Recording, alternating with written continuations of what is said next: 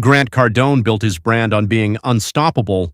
The 10x hustle guy with the private jets, the seminars, and a social media following reported at around 16 million people. But right now, behind the scenes, he's tangled up in more than $1.5 billion worth of active litigation.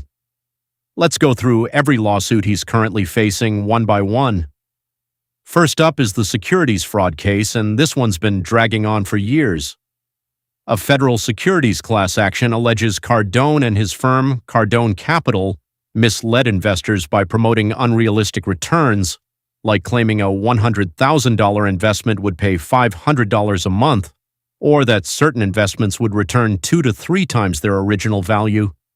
The case was initially dismissed, but the Ninth Circuit revived it in 2023, reinstating the claims and sending them back to district court. It's still working its way through the system. Next, the whistleblower case, arguably the most serious one on this list. Cardone Capital's former chief marketing officer, Brian Robb, filed a roughly $1 billion lawsuit in May 2026.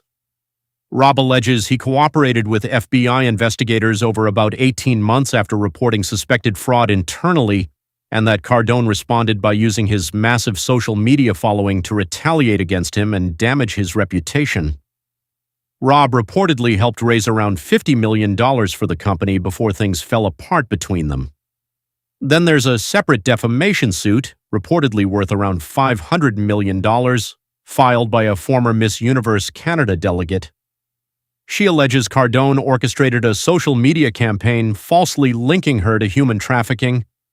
Worth flagging, this claim is currently backed by lighter sourcing than the other cases on this list, so treated as an allegation from one side rather than an established fact. There's also a messier related dispute involving biohacker Gary Brecka. After Brecka split from 10x Health in late 2024, he and Cardone filed competing lawsuits accusing each other of fraud and breach of contract. One federal piece of that fight was settled in 2025 on undisclosed terms, but a related defamation suit, this one filed by Brecka against Cardone's wife Elena over an Instagram post, kept the drama going well into 2026.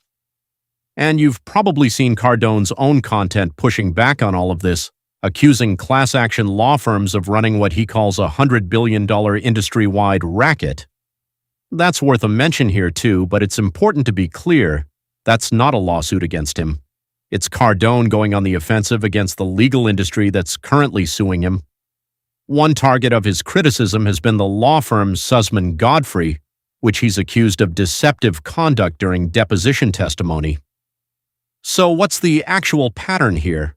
Multiple plaintiffs, across separate and unrelated cases, are independently describing a similar playbook, using a massive online following as a weapon against people who cross him.